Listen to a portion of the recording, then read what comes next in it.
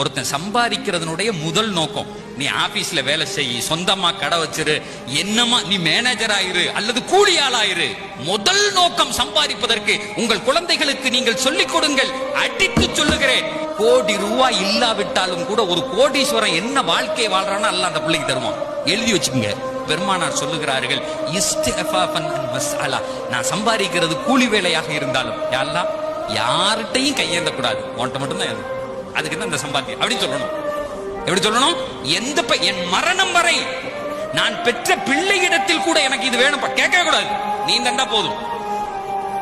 சொல்லி பாருங்களேன், கடைசி நேர தண்ணி வரை உங்களுடைய வாயில் இறைவன் ஊற்றுவான். நல்லா ஒண்ணு புரிஞ்சுக்குங்க, நீங்க வச்சிருக்க காசுகளும் படிப்பையும் கொண்டு இந்த உலகத்துல வாழ முடியாது. அல்லாஹ் நாடணும். கோடி ரூபாய் இருக்கவன் கூட ஏதாவது ஒரு நோயில இழுத்து பட்டு செத்து போறான். அந்த பணம் பயன்படவே பயன்படாது, அந்த அறிவு பயன்படவே பயன்படாது. இந்த உலகத்தில் எதுவாக இருந்தாலும் இறைவன் நாடணும். எத்தனையோ பேரு ஏழையா இருப்பான், 4 குமர் இருக்கும், கட்டி கொடுத்துருவான்.